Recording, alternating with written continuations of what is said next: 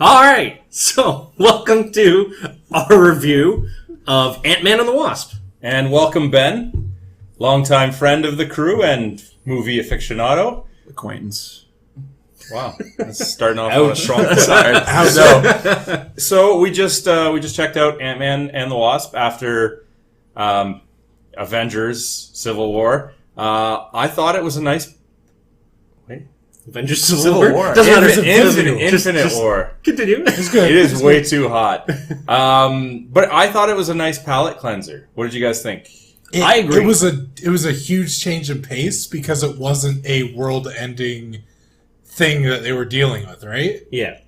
Well, it was like, when you think about personal. it, the type of movies that Ant-Man is in, it almost feels more like heist movies, right? Because that's essentially what he's doing. Going somewhere, stealing some kind of technology. I got that in the first one. I didn't really feel the heist in this one. I still felt it a little bit in this one. It may not have been as obvious or overt about, it being a heist, but it still felt that way because it was like you were going against the cops, right? Against the FBI, running away from the law. That's how I felt, I guess. Yeah, I mean, a little bit more of an... Well, I don't want to say anti-hero. Outlaw. Because it's not there from the personality or the traits. Yeah. But the fact that he's not just a good guy on the good guy's side, clear-cut, there are levels to his personality. I just found it really strange because it's a comedy, right? You can Kind of. easily Yeah. say I it's mean, a comedy. it definitely comedy. swings more to the comedic spectrum of Exactly. action movies. However, they wanted you to feel sympathy and feel bad for almost every single character in the movie. So any of the humor just came across as sight gags, I found. Yeah. I felt that really took away from what they built in the first movie. So you're saying the drama just kind of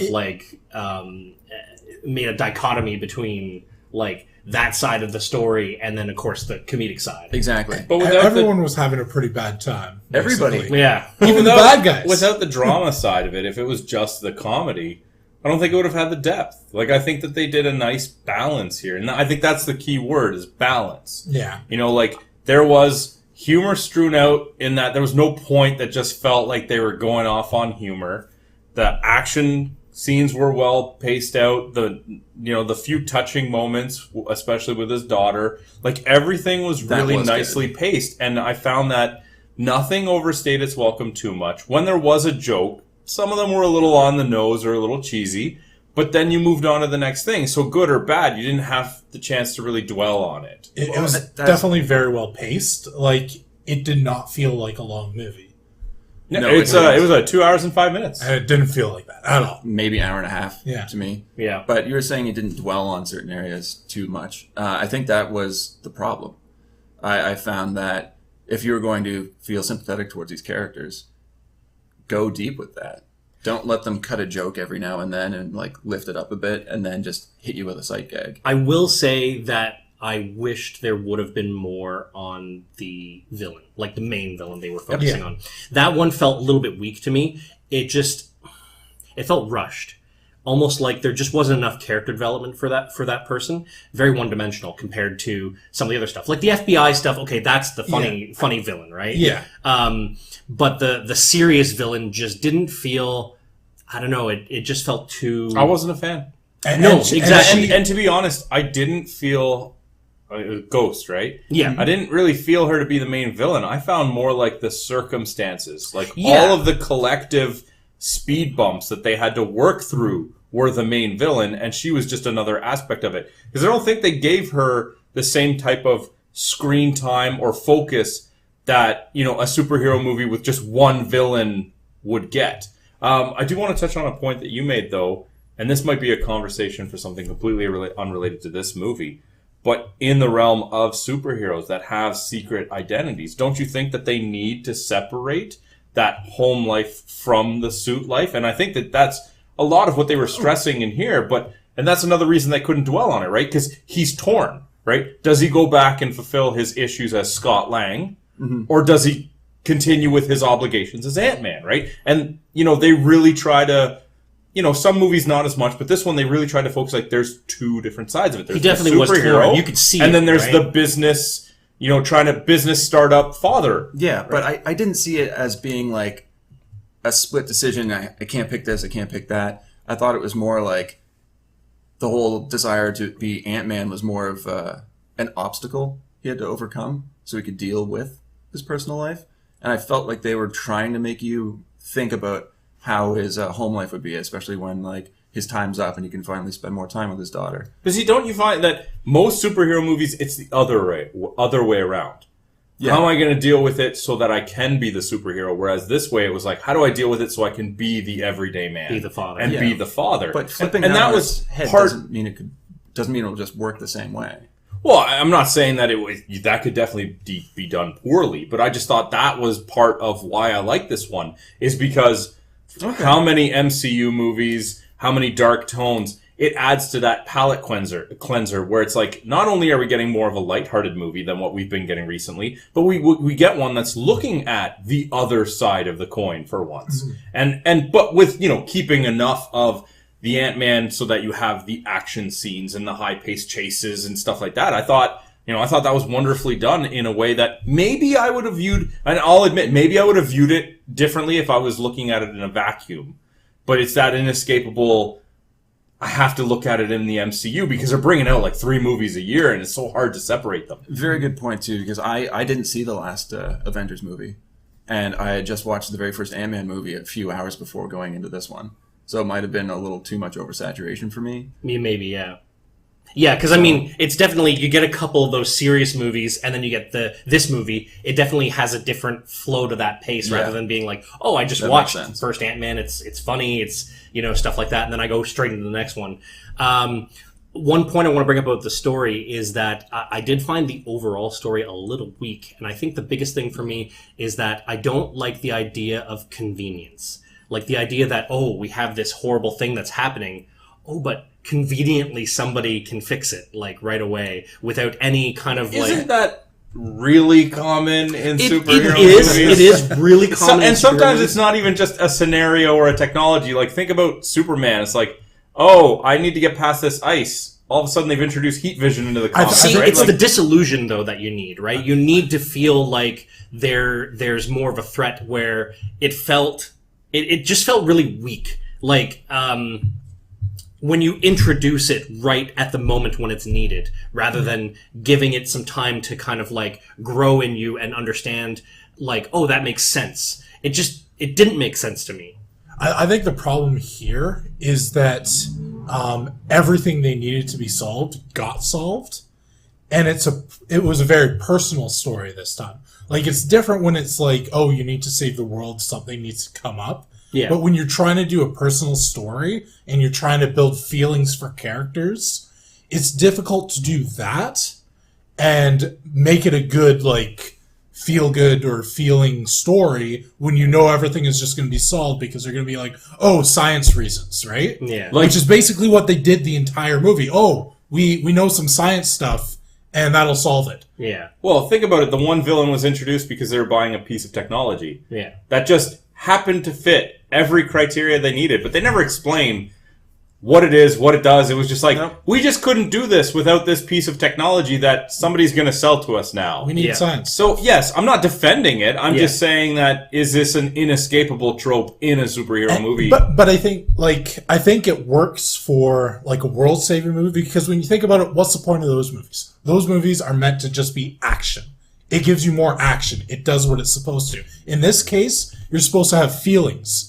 It breaks away from that. Yeah, I think for me it was just that the ending was so anticlimactic, right? The way they did that. True. And obviously we're not going to use any spoilers here, but like where, the ending sort of hits this climax and it's like, but by the way, it just felt so like 60s Batman. Yeah, I was kind of shocked how everything wrapped up and the movie was just done. Yeah. Yeah.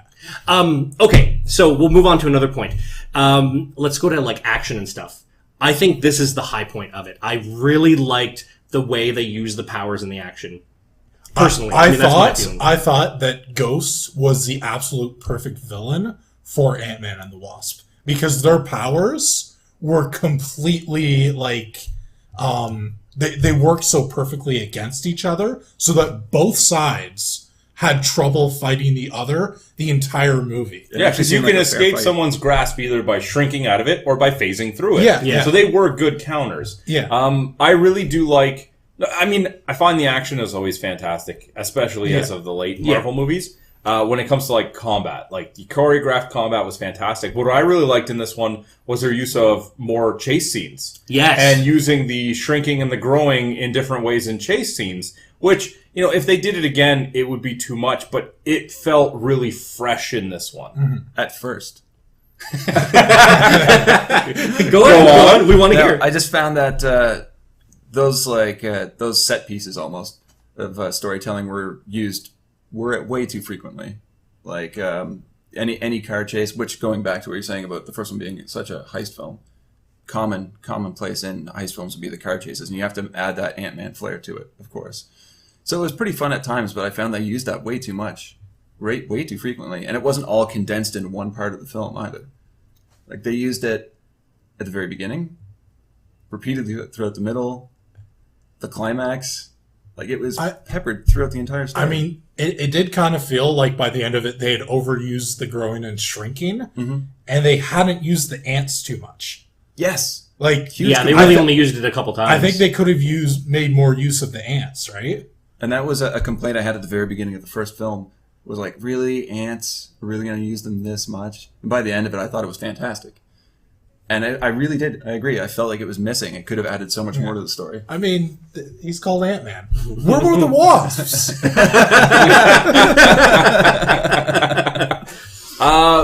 So none of this would have worked without characters. Yeah. What did you guys think of the cast, the delivery, high points, low points? I love Paul Rudd. I couldn't agree with you more. He's so good as this character. Yeah, agreed. Yeah. His comedic timing is top notch, and he can still pull off a little bit of that emotion, right? Yeah. Like when you see him interacting with his daughter, you actually feel a little bit for his situation. Yeah, there was a couple times it got me in the feels. Yeah. You know, and you know what? I often, I just saw Jurassic World, and I'm not going to get into it, but the first scene with the little girl in it, I was like, I'm not going to like this, right? Like this little girl is just overacting, and in this one, she just came off as cute and adorable, and I'm like, this is how you do a young character. Yeah, there was definitely no overacting. It felt very genuine. Yeah, I really liked her character, and you could see they wrote her in a nice way that you're like, oh, she's got her father's traits in the sarcasm and the humor and just also a strong character. One thing that I had a bit of an issue with was the relationship between Scott and Hope. Yeah, I don't they flipped from, well, not Scott so much, but Hope, I hate you, I love you, I hate you, so quickly that it's where is all this coming from? I get you're mad at first, but then they're flipping the coin and it's just make up your mind. I don't actually like Hope or Hank Pym very much in these movies. They do feel a little bit weak character-wise. Well, they definitely try to make Hank unlikable. He's such a cranky old man in this movie. Yeah. And he was great in the first one, I thought. But you know what? The going for a cranky old man, he knocks it out of the park. Yeah, but that was his, that was the depth of his character in this movie. Yeah. I think the problem I have with the Wasp is that it's called Ant-Man and the Wasp, but it was really the Ant-Man 2.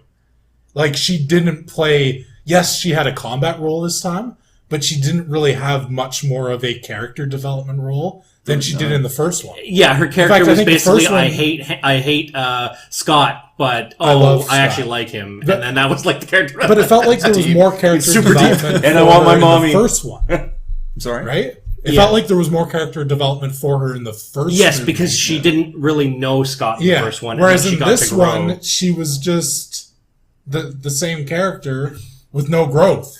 I love Scott's partner, too. Hilarious. Michael Pena? Yeah. He did a good job for the comic relief portion. Fantastic. I remember even in the first movie when he was doing the storytelling and stuff like that. Yeah. That is so entertaining. Just his speed talking. I have to give just a general kudos to the supporting cast. Yeah. Lawrence Fishburne was good in the limited time he was in. The not the FBI, but the one villain, Birch was good. Yeah. Even T.I. and Dominic or whatever, were good with Mike. They were just the one-liners, right? There was no side character that was cringy or overly cheesy. And even when it was very limited screen time, like the two partners, right, with the ex-con, they made good moments out of it, right? Yeah. So, like, even like the henchman that uses the truth serum has like maybe 12 lines, but he was entertaining in that part. Like, there was no miscasts or poor performances in this one, in my opinion. The weakest was definitely going to be on Ghost and Hank and Hope Pym. Those would be the weakest for me. For me, it was Ghost, and it was nothing to do with the actresses. No, it's definitely the writing. They wrote nothing. Yeah. Like, she couldn't spin that into gold. She was basically meant to be like you're supposed to feel sorry for her. Yeah. And she basically just spent the entire time being in pain because she was in pain. Yeah. And like there's not a whole lot you can do with that. There wasn't the same kind of foil you see with Yeah. some of the other villains, right? And I mean, I guess it's Well- what Sandra said. It's like, can you consider her a villain? I mean, yes, but at the same time, no. It was it is almost more like a she was situation. more part, like, another obstacle than Yes. the villain. Yes. And her motivation was just so straightforward. Like Yeah. so many villains, like there's complex reasoning behind the motivations. Her motivation was very straightforward. Yeah. Saving And it was herself, clear yeah. that there was only one reason she was doing it, right? I felt it was almost like a watered down version of the Winter Soldier. In that, Yeah, I can see that. yeah, just some similarity there. But I thought, like, I want to talk about her costume. I thought that was amazing. Oh, it looks so good. It's The- so- the only for thing. any gamers out there, Oh yeah, Destiny all Destiny. the way. I Immediately- you knew it right away. Immediately, I look at the costume and I'm like, what? oh, is she a wizard from the moon? Not only did it look good, the phasing animation, Oh, so I think good. that's the best I've ever seen that done Yeah. by far. You can definitely see like the CGI is just getting so good. It now. looked so good. It looked realistic. and I hate CGI. it looked great in the fights. Yeah. Like it was just done so well. There was one thing I would like to bring up, going back to we were talking about the science of the movie, and with the like shrinking and enlarging. My only problem was one thing. I'm not going to say what it is, but you all know that gets shrunk and like enlarged repeatedly throughout the film. What happens to anything inside? I think it gets shrunk with it. Exactly, but is everything like strapped down? I've thought about that every single time because it gets Like what counts as moved around. inside or whatever. I think Yeah, that's one of those small things that they're just like, oh, it just works out. You know? Yeah, it's like no one's going to think about it. Nobody's gonna think Like, about I it. don't think that I there's a single superhero movie where there isn't at least one aspect that you just have to completely suspend disbelief. I want to know how people keep missing this giant ass building, just growing appearing out of and nowhere. shrinking all the time. I I mean, when they're in the forest, it makes sense, right? But like they're in the middle of the not city, even, and it's not even just like anything growing and shrinking. Yeah. Like, okay, I get if you see a full-size van, you're like, oh, it's a full-size van. But like, is nobody walking by and watching as a van just randomly like turns Yeah, into, I like, know. turns into a Hot Wheels. So, but again, those are the parts where when I'm watching it, I'm not thinking Yeah. about it for the most part. Yeah. Right? Like I'm just watching the couldn't action. help right? it. But Normally that would go right past me. I would never think of it. That and how come Ghost never phased through the floor? It's the floor, man. But no. Can't face the He floor. makes a good point. One very small tidbit that I loved was that it was a Hot Wheels case. That's Yeah, just, that was that's pretty just cool. phenomenal. Like, Yeah. Anything else we need to touch on? I think we've covered we it, touched unless on it. there's any points anyone wants to bring up. But I left not really knowing if I liked the movie or not. And then I decided no. But after this conversation, I really want to see it again because I think I might actually really Look at the enjoy it little the details. second time through. oh, okay. So let's discuss how we feel about it and give scores. All right, Josh, why don't you start it up? Overall, I didn't really like the movie, and it's comparing it to the first one, and I know I shouldn't, but I really like the first one much, much more. I probably have to go with a 6. Just because I didn't feel the character development as much. I still felt the action was good and the pacing was good, but the story just felt really weak to me. Alex, why don't you go next? I really enjoyed it. It went by quickly. I had a lot of laughs. I liked the action. I really liked the special effects. The story I did feel was a bit weak. It didn't really draw too much of an emotional feel out of me. But I did enjoy it. And I think that most people who watch it, who like that kind of movie, are going to really enjoy it. I'm going to give it 7 out of 10. Okay. I found it confused in the way it was telling the story. Again, the acting was top notch, but I think anywhere they would have faltered would have been in the screenwriting. I left thinking maybe 5 out of 10. Thinking about it more, it's a 6 and could be a 7 tomorrow. But right now I'm going to say 6 out of 10, and definitely worth a watch, and maybe. It belongs in the MCU. That's the thing. It does. I mean, if you're a fan of the Marvel movie series, like, you should watch it. It's just that, you know, it's better than Thor 2. Well, I mean, not as good as, let's say, Ant-Man 1. I'm going 8 out of 10. You really liked it, huh? I really like. Look, I am not gonna say that it was without its flaws. Yes, the story had some flaws. It definitely required a level of suspension of disbelief. But I went into it expecting more, just like, can you entertain me? Yeah.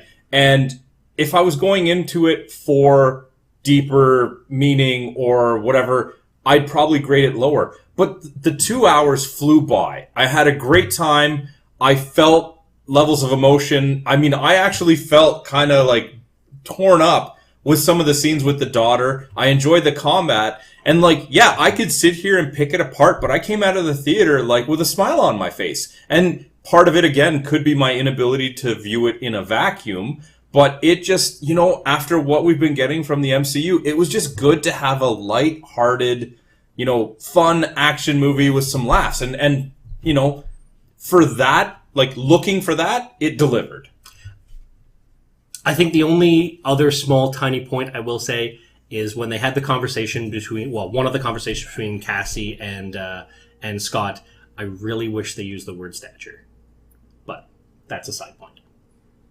Even I'm going to have to go back and figure out what the heck you're talking about. That's that okay. one, I'll tell you after. Sure. But people who are fans of the characters will understand. So. All right, so that's our review. Let us know, because nobody ever does, in the comments what you thought about it. Tell us why we're right and Alex is wrong, as usual. Until next time, live in the real world, play in a Pixel one. Hey, did you like that video? If you did, be sure to let us know by clicking the like button and leaving a comment.